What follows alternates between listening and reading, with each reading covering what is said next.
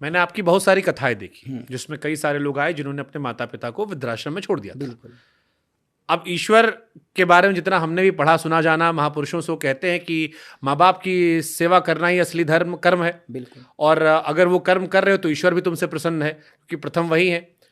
कई लोग ऐसे हैं जो छोड़ देते हैं, वृद्धाश्रम भेज दिए, लेकिन बड़ा पूजा पाठ करते, धर्म में दिन भर लगे पड़े, भंडारा करवा रहे हैं, कथा करवा रहे हैं, बड़ा बड़ा कार्यक्रम हो रहा है, लेकिन घर में कर्म नहीं कर रहे हैं जो उनका कर्म है, पुत्र का कर्म।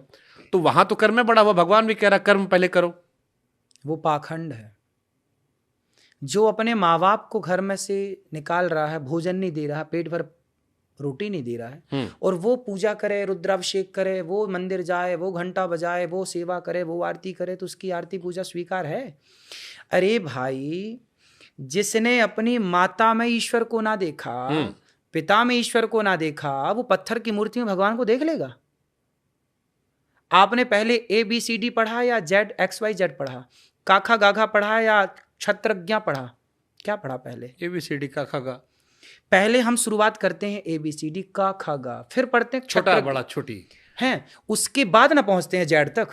उसी तरह पहले माता में ईश्वर को देखो, पहले पिता में ईश्वर को देखो। जो माता में पिता में ईश्वर को देखेगा वही अधिकारी बनेगा कि पत्थर में भी आपको ईश्वर दिखेंगे। चेतन वस्तु में ईश्वर तो आप देख ना पाए, तो जड़ वस्तु में ईश्वर को कैसे देखेंगे? और आप ये कहते हैं जी मैं तो मंदिर में ईश्वर को देखता हूं, माता पिता की सेवा नहीं करता, तो फिर वो आपका छलावा है, वो आपका पाखंड है। पहले पाठ में का खा AB, माता पिता को पहले पूजा करो। माता पिता आपकी पूजा से प्रसन्न है तो वो ईश्वर भी प्रसन्न होंगे। माता पिता में क्या आपको ईश्वर दिखते हैं? यदि दिखते हैं तो हाँ, गारंटी है कि आपको पत्थर की मूर्ति में ईश्वर दिखेंगे। और यदि आपको अपने माँ बाप में भगवान नहीं दिखे तो पत्थर मर जाओगे सिर पटक पटक के, तो हमें कुछ ना दिखेगा। फिर हमको आपका एक कथा का एक सीन याद आ गया, क्योंकि हमने देखिए आपकी खूब कथा देखी है। आपकी कथा में एक आदमी आया, उसने अपने माँ बाप को छोड़ दिया था। हाँ। आपने उससे पूछा कि बीवी छोड़े नहीं छोड़े? कहा नहीं, बीवी साथ रहती है। फिर वो कहा कि महाराज जी समस्या ये है कि बीवी और मम्मी में 36 का आंकड़ा है, दोनों साथ नहीं रह सकते। अब ये घर घर की कहानी है, तो महाराज जी इसमें किसको छोड़ दें, किसको रख ले? क्योंकि बीवी कह रहे नहीं रहेंगे हम साथ में, तो किसको छोड़े? तो मैंने बोला था कि अपनी पत्नी को लाके छोड़ो वृद्धाश्रम, माँ को सेवा करो, ले जाओ। लेकिन पत्नी तो घर द्वार छोड़ के आपके पास आई है, संसार छोड़ के आपके पास आई है, तो उसको भी छोड़ना तो गलत होगा। तो मैंने उनको समझाया कि कोशिश, देखो पुरुष जो है ना वो ऐसा होना चाहिए कि वो पत्नी को भी मैनेज करे और माता पिता को भी मैनेज करे। यदि आप मैनेज कर पाए तब तो आप सदगृहस्थ हैं। हमारे गृहस्थ में भी नाम जोड़ा है सदगृहस्थ। यदि आपने पत्नी को चुनाव किया या फिर माँ को चुन लिया पत्नी को निकाल दिया, या पत्नी को रखा माँ को निकाल दिया, दोनों गलत है। पत्नी को निकालना या माँ बाप को निकालना, अरे पुरुष हो ना, तो इसका भी तो कोई फॉर्मूला होगा ना महाराज जी के पास, तो हर चीज का फॉर्मूला है। दोनों को मैंने सत्संग, हाँ, सबको सत्संग से जोड़ दीजिए, आपके घर में अमृत बरसेगा। जोड़िए सत्संग से।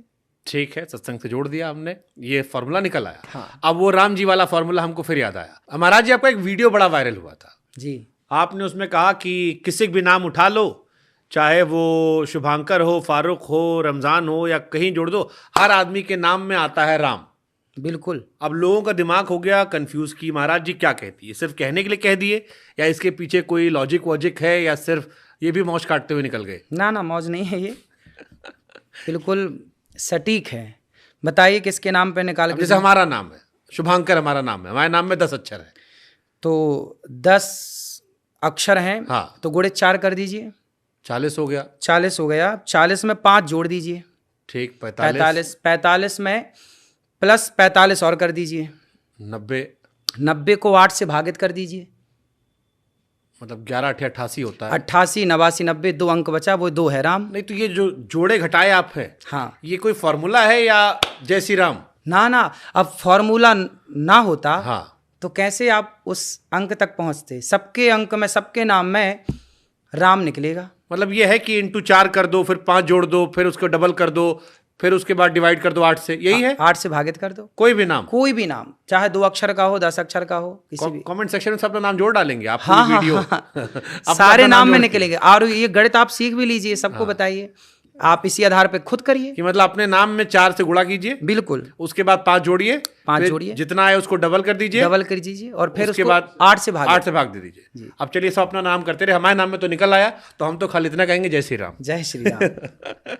अच्छा, एक चीज और आता है आजकल, एक बड़ा वायरल, जैसे आपने मोबाइल रखा है, हम कथावाचकों को देखते हैं कि अपने पास एक रुमाल रखते हैं, और जब भगवान ने कथा सुनाए तब बीच में ऐसे किया, उसके बाद दे फल फल फल फल आंसू बहता है। बागेश्वर बाबा सुनाए उसी कहानी, बागेश्वर बाबा कहे कि हम तो इनसाइड वाला बता देते हैं, मौज काटते काटते बता दिए कि श्री कृष्ण कथा में लोग रो रहे हैं, सब दिखावा चल रहा है। ये होता है सब?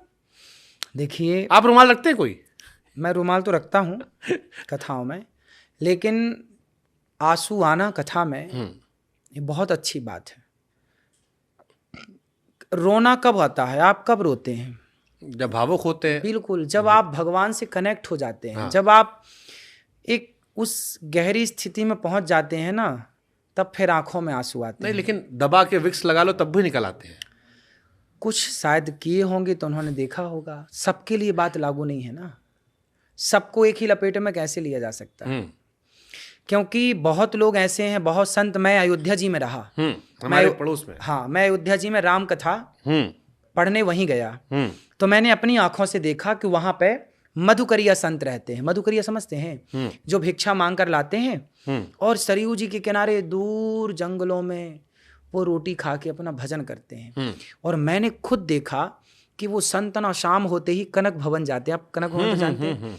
कनक भवन जाएंगे और कनक भवन भगवान के ठीक सामने वो बड़े बड़े वो नहीं दरवाजा, उसमें सामने खड़े हो जाएंगे से टिक के, और घंटों तक वो भगवान को देख के ना रोते रहते हैं।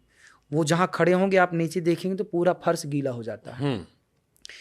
वो एक साधना है प्रभु से प्रेम की। क्या चाहते हैं वो? रोटियां मांग के ले आते हैं, खा के अपना भजन करते हैं और भगवान की याद में रोते हैं कि प्रभु कब दर्शन दोगे? क्या यूं ही जीवन गुजर जाएगा हमारा आपके बिना?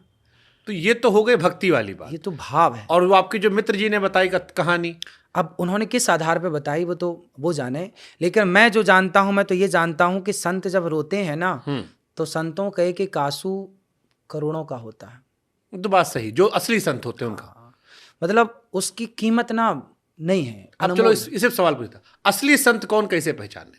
आजकल तो हर आदमी कहता है हमसे बेहतर कोई है ये नहीं। जो सबका दास बन के रहे, सबसे छोटा बन के। हनुमान जी लंका गए ना, तो क्या बड़े बन के गए? मसक समान रूप कपिधरी, अति लघु रूप पवन सुत लीन्हा। छोटे से बनकर गए। जो सदा अपने आप को छोटा रखे, मैं बड़ा नहीं हूं, मैं छोटा हूं, जो छोटा बन के रहे, छोटा रखे अपने आप को, वही संत है। महाराज जी कहे कि हनुमान जी लंका गए तो जला दिए, सारा सोना बह गया समुद्र में। हाँ। लोग कहे भाई इसका क्या लॉजिक था, थोड़ा पूछ लीजिएगा महाराज जी से। भाई आप बताइए, सोना जलता है कि नहीं? हाँ, लेकिन तो लोग भी जल जाते ना महाराज जी। अगर पूरी लंका सोने की थी, पूरा लंका जल के, तो आदमी भी जल जाते। नहीं नहीं, आदमी तो दूर खड़े हो गए। जब लंका में आग लगी, घर में आग लगी, तो लोग सड़क में खड़े हो जाएंगे। अभी तो सड़क में खड़े हो जाएंगे। क्या मैदान नहीं था? क्या पार्क नहीं था वहां पे? बड़े बड़े मैदान। कंस ने जो लंका बनाई, कोई सामान उसका वर्णन आता है? तो मतलब समंदर में जाकर खोजे तो मिल जाएगा सारा सोना? नहीं, मिल जाएगा, वो बात नहीं है, पर सोना अधिक ताप में पिघल जाता है। ये तो बात सही है, हाँ, है ना। अब जब लिखा है कि पूंछ से हनुमान जी ने लंका जराई, ये तो आपने सुनी हो, पढ़ा है, सुना है खूब। फिर तो क्या ये लंका जलाना, क्या ये हंसी? लंका जार सिया सुधलाए। क्या ये लंका जलाने का जो प्रसंग तुलसीदास जी ने लिखा है, क्या ये हंसी मजाक का है? यदि लिखा है तो सही होगा, तब तो तुलसीदास जी ने लिखा है। तुलसीदास जी ने यहीं तक लिखा था ना, उसके आगे वाला जो आप बताए उस पर सवाल पूछे लोग। नहीं, लोग मेरे से ये सवाल पूछे कि महाराज जी लंका तो सोने की थी और सोना जलता नहीं है, मतलब ये क्वेश्चन तुलसीदास जी पे खड़ा हो गया। लंका जारी सिया सुधिलाई, तो लंका जब जारी तब ना लिखा कि लंका जारी, मतलब लंका जली। अब सवाल लोगों का क्या है, आज के पढ़े लिखे लोग तर्क तो करते हैं और ठीक भी है कि लंका, सोना तो जलता नहीं है, फिर सोने की लंका कैसे जल गई? भाई सोना जलता है अधिक ताप में, पिघल जाता है, पिघलता भी है। और आप देखिए, जब ज्वालामुखी फटता है तो पत्थर पिघलता है कि नहीं? ज्वालामुखी की जब लावे निकलते हैं तो क्या नहीं पिघलता वहां, और क्या नहीं जलता? वहां पे जब अधिक ताप होगा तो सोना भी जलेगा, पिघल जाएगा। तो वहाँ तुलसीदास जी ने जो लिखा है कि लंका जार सिया सुधिलाई, तो जब लिखा है तो जला होगा, इसलिए तो लिखा है। ठीक, हम वो भी मान लेते हैं। अब कुछ फैसला दर्शकों पे, धर्म पे हम सवाल नहीं उठाते। हाँ। ये सबसे अच्छी बात हमने सीखी है पत्रकारिता में। हाँ। कि धर्म में कॉन्सेप्ट सुन लो, बाकी फैसला जनता पे छोड़ दो। जी जी। लेकिन एक सवाल हमारे मन में आता है कि महाराज जी महिलाओं के विषय बहुत बात करते हैं, पुरुषों में भी बात करते हैं, महिलाओं ज्यादा करते हैं। सब पुरुष तुमको प्यार महिला। कौन करेगा, स्त्री का ज्यादा सुंदर होना दोष है, और लड़की मूवी देखने आती है इसलिए उसके 35 टुकड़ा हो जाता है। तो ये महिलाओं पे आपकी विशेष कृपा क्यों है? महिलाएं देखिए, हमारी जो बहन बेटियां हैं ना, लड़के जो होते हैं वो एक दुकान के, सुंदर सी कथा से मैं आपको समझाऊं। एक दुकान है, वो दुकान है लोहे की, सरिया बाहर पड़ा है, और एक दुकान है हीरे की, तो हीरा अंदर रखा है। तो जो लड़के होते हैं ना, सरिये की तरह, जंग लगेगी थोड़ी कीमत घटेगी तो कितनी घटेगी, पर लड़की जो होती है ना वो हीरा होती है। हीरे की दुकान में हीरा संभाल के रखता है, हीरे की दुकान वाला एक जरा सी डिब्बी में जरा सा हीरा है, बहुत संभाल के, गिर जाएगा ना टुकड़े टुकड़े हो जाएगा, उसकी कोई कीमत नहीं होगी। बेटियां हीरा है, इसलिए ज़्यादा नसीहत बेटों से ज़्यादा बेटियों को दी जाती है कि बेटा, लड़का भी ना बिगड़े, बेटा तू भी सही राह पर चलना, पर बेटी तेरे कंधे पर 2-2 कुलों की जिम्मेदारी है। इसलिए लड़कों से ज़्यादा मैच्योर लड़कियों का होना ज़रूरी है, क्योंकि परिवार रिश्ते लड़कों से कम चलते हैं। लड़के तो अपना खा पी के बाहर पड़े हैं, पूरा घर तो लड़कियों को, स्त्रियों को संभालना होता है ना। इसलिए लड़की का मैच्योर होना बहुत ज़रूरी है। पत्नी मैच्योर है, समझदार है ना, तो बिंदास आपकी ज़िंदगी चलेगी। लेकिन हमारी मम्मी हमसे कहीं कि बेटी बचाने की जगह अगर बेटे को समझा दो कि तुम सुधर के रहो, तो बेटी अपने आप सुरक्षित है। नहीं, लड़के बिगड़े तो लड़की, वो बात अलग हो गई। हाँ। वो सुरक्षा की बात हो गई, मतलब हर कॉन्सेप्ट से। हाँ, कि वहाँ लड़कों को हीरा भी इसीलिए तुम कह रहे हैं ना, क्योंकि नजर हमारी खराब होती है, नजर हमारी खराब है, दोष हम उनको दे रहे हैं, ढक के तुम बैठो। ठीक है, आपकी बात ठीक है। देखो, नजरों का भी दोष होता है, कपड़ों का भी तो दोष होता है। क्या हम पूरा दोष नजरों को दे दें? अब क्या अपने ऊपर कोई आरोप ना लें? जैसे हम नंगे घूमे कच्छा पहन के, तो लड़कियों की नजर नहीं खराब है तो हम सुरक्षित है, वो कम पहने हमारी खराब है तो वो असुरक्षित है। यही तो बात है महाराज जी। देखिए, ऐसा है, एक छोटी सी बहुत गहरी बात आपको बताएं। एक प्रश्न पूछूं आपसे, उत्तर दीजिएगा। कोशिश करेंगे, हालांकि आपके सवाल के आगे राधे राधे।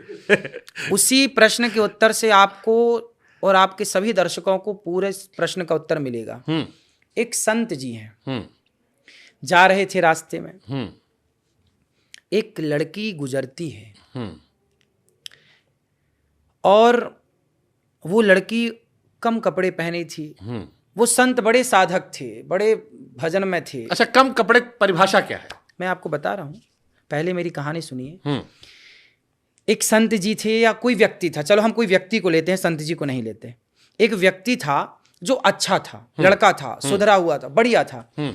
उसने एक दिन एक लड़की को देखा जो कि कुछ कम कपड़े थे, तो उसने देखा, और जैसे ही उस लड़की को देखा ना, तो उसका शरीर उसको बार बार, अब उसके अंदर वो लड़की गूंजने लग गई। अब क्या हुआ, गूंजते गूंजते 1 महीना बीत गया। धीरे धीरे वो लड़का ना उत्तेजित होने लगा। फिर क्या हुआ कि उस लड़के ने किसी लड़की को जो उसके आसपास थी, कोई भी रही होगी, उस लड़की को पकड़ा और उसको वो छेड़ने लग गया। ठीक बात। फिर लोगों को दिखा तो लोगों ने उसको मार लगाई और वो जेल चला गया। लड़की सुरक्षित थी। अब मेरा सवाल आपसे इतना है कि आज वो लड़का यदि बिगड़ा तो कौन जिम्मेदार था? लड़का, केवल लड़का। हाँ, आपके मतलब मेरे हिसाब से अगर आखिर उसकी आंखों से, हाँ, उसकी, क्या आपको नहीं लगता कि हम जैसा देखते हैं वैसा हो जाते हैं? चलिए महाराज जी, इसको लेकर मेरा एक नजरिया ये हो सकता है, जो बहुत सारे लोगों को शायद भी होगा, कि जब हमारे घर में हमारी माताएं बहनाएं कई बार कम कपड़ों में नजर आती हैं, कई बार ऐसा हुआ कि आप स्नान करने जा रहे कम कपड़ों में नजर आई, तब आपकी नीयत नहीं खराब होती, क्योंकि वो आपकी अपनी बहन है। हाँ। आपकी अपनी भाभी है, आपकी अपनी दीदी है, आपकी अपनी बुआ है, आपकी अपनी वो है। तो अपनों पर तो हम नजरें फेर लेते हैं, दूसरे वाली दिखाई पड़ती तो हम उसको घूर लेते हैं। देखिए, आप तो कुछ भी, दोष तो हमारा रहा महाराज जी। दो, आपकी बात से मैं सहमत हूं। अगर हमारी बहन हो या हमारी बिटिया हो, हाँ, तो हम तो उसको उस नजर से नहीं देखेंगे कि नहीं, या कह देंगे लो कपड़ा पहन लो, या हम नजर फेर लेंगे। तो क्या समाज को आप ये समझा पाएंगे कि ये तुम्हारी बहन तो ये है? तो गलती लेकिन हमारी है ना इसमें। नहीं, क्या एक तरफ की गलती मानी जाए? क्या हमारी जिम्मेदारी नहीं है? अच्छा, कम कपड़े क्या होते हैं, आप थोड़ा बताओ ना हमको इस बारे में। आजकल मूवी आप देखते हैं, हाँ, लोग कहते हैं, जैसे आजकल कई लोग कहते हैं कि पेट दिख रहा है, अब नई लड़कियां कहती हैं कि भाई साड़ी में तो पेट दिखता है। नहीं, बात पेट दिखने की नहीं है, बात जरा से कपड़े पहनने की। देखिए, मैं जो कह रहा था आप उसको समझिए, उसको ऐसे समझना है कि उस लड़के की तो गलती थी कि उसने गलत किया, लेकिन आप ये बात मानते हैं कि नहीं कि जैसा हम देखते हैं, देखने का प्रभाव हमारे अंदर होता है, यह मानते हैं कि नहीं आप? मतलब अगर वो चीज़ कॉमन है, अब जैसे स्कूल कॉलेज में अब पढ़ाया जाता है तो अब वो नॉर्मल हो गया है कई लोगों के लिए। अब जिन्होंने पहली बार देखा उनका दिमाग खराब हो जाता है। बट फिर मेरे मन में सवाल वही आता है कि अगर वही चीज़, सेम कहानी आपके घर में नहीं हो रहा है और बाहर हो रहा है, तो फिर तो आपकी परवरिश का दोष है ना, आपकी उसमें नजर और परवरिश की दोष उस व्यक्ति का तो है ही, हम ये नहीं कह रहे कि उसका दोष नहीं है, 99% उसका दोष है, पर क्या 1% दोष आप नहीं मानते? चलो महाराज जी, एक सवाल हम और पूछ लेते इसी बात पे, ये क्योंकि ये बहुत सेंसिटिव इशू है और टीवी पर इस पर हमने बड़ी बहस की है। हाँ, ये बात सच है कि 18 से 40 साल की लड़की, 45 साल की लड़की कम कपड़ों में कह रही है, आप कह रहे हैं उत्तेजित हो जाते हैं, लेकिन जब हम खबर सुनते हैं कि 1.5 साल की बच्ची के साथ रेप हो गया, 80 साल की दादी के साथ रेप हो गया, वहां तो कुछ था ही नहीं, तो हाँ, फिर कहानी अब कैसे? आप फिर वापस आइए। हाँ, वहां तो कुछ नहीं था, पर उसके पहले पिक्चर समा चुकी थी आंखों में, जो मैंने बताया। भाई, समाज को जब आप देखेंगे, अश्लील वीडियो आप देख रहे हैं, अश्लील चित्र आप देख रहे हैं, अश्लील मूवी आप देख रहे हैं, तो जो चीज देख रहे हैं वो जा कहां रहा है? आपके अंदर ही तो जा रहा है ना, देखा हुआ, और आपकी आंखें कैप्चर कर रही हैं। तो जब अंदर जाएगा तो वो चीजें अंदर तो रहेंगी ना, और जैसे ही उनको मौका मिलेगा तो फिर वो ये नहीं देखेगा कि बच्ची 2 साल की है कि ये 80 साल की है। बात समझिए ना, वो 80 साल की बूढ़ी अम्मा पर या 2 साल की बच्ची पर क्यों टूटा? क्योंकि कहीं ना कहीं उसके अंदर वो गलत चित्र था। वो गलत चित्र कहां से गया? उसने गलत मूवी देखी होगी। तो क्या वो लड़का अपनी माँ के साथ भी वही कर सकता है? अब ये तो उसी से पूछा जाए। और अगर अपनी माँ के साथ वो वही कर सकता है, ये तो वही फिर बताएगा। किसका दोष होगा? ये वही बताएगा, ये तो वही बताएगा। लेकिन आप मानिए या मत मानिए, पर ये बात फैक्ट है कि देखा हुआ गूंजता है। आप किसी का, आप बहुत आग, मैं सहमत हूं आपकी बात से, आप आग देखिए, मैं आपकी सारी बात से सहमत हूं। मेरे जहन में खाली एक सवाल का जवाब नहीं मिल पा रहा आपकी बातों में। जो आप कह रहे हो सच है कि अगर हमने देखा, उत्तेजना आई, सारी बातें हैं, लेकिन फिर वही नियत अपनी बहन, अपनी मां पर क्यों खराब नहीं हुई और दूसरे पर खराब क्यों हो गई? ये मेरे मन में एक शंका है। बाकी जो आप कह रहे हो मैं सहमत हूं, मैं थोड़ी ना मना कर रहा हूं कि ऐसा नहीं होता, हो सकता है ऐसा हो, अगर नॉर्मल नहीं है, आपको भगवान ने बनाया वैसे है, लेकिन सवाल ये कि अपनी मां बहन पर वो क्यों नहीं हो रहा, या अपने परिवार में वैसा क्यों नहीं अब हो रहा? मैं आपसे फिर एक सवाल पूछूंगा, उसके सवाल में इसका उत्तर मिलेगा। ठीक है। एक लड़का था, वो बाहर जाता अपनी सोसाइटी में तो सारी लड़कियों को छेड़ता या बोलता या कुछ भी, लेकिन जब घर आता ना तो उसकी जवान बहन थी, सुंदर थी, पर वो अपनी बहन को गलत तरीके से नहीं देखता था, सबको देखता था, हर लड़की को छेड़ता था, उल्टा बोलता था, कमेंट्स करता था, लेकिन अपनी बहन को बगल में बिठाता था, लेकिन वो गलत भाव कभी नहीं रखता था बहन को। क्यों? क्योंकि आपने ये सवाल मेरे से पूछा, क्योंकि उसके अंदर अभी धर्म है।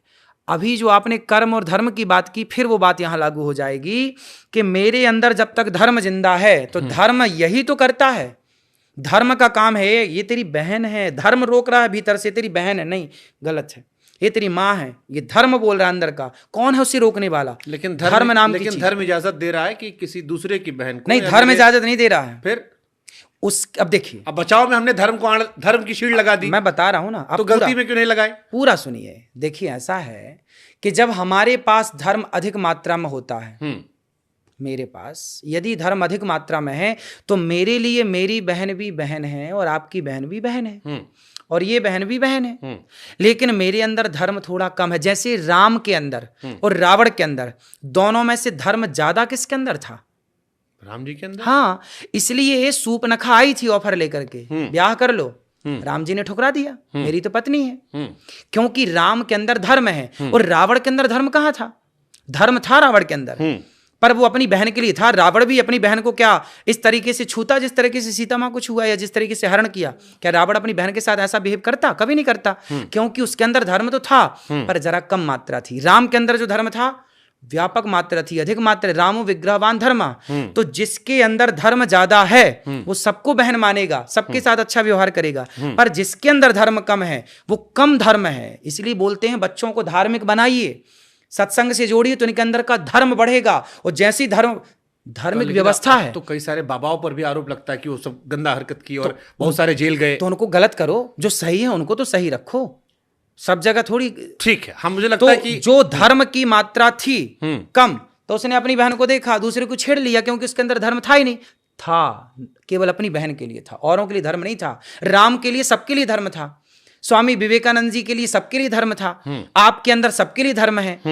कुछ लोगों के लिए केवल अपनी बहन के लिए धर्म है, अपनी माँ के लिए धर्म है, औरों के लिए धर्म नहीं है। तो ये धर्म की कमी से हो रहा है सब चीज। अब पत्रकारिता के धर्म में हमें एक चीज सिखाई गई थी कि जब विवाद ज्यादा बढ़े तो आखिरी फैसला जनता पे छोड़ दो, तो हम उसको जनता पे छोड़ देते हैं। आप सही या आप गलत वो जनता जाने, वो आप जाने, हम आगे थोड़ा इसको लाइट करते हैं, थोड़ा हंसी मजाक में वापस लौटते हैं।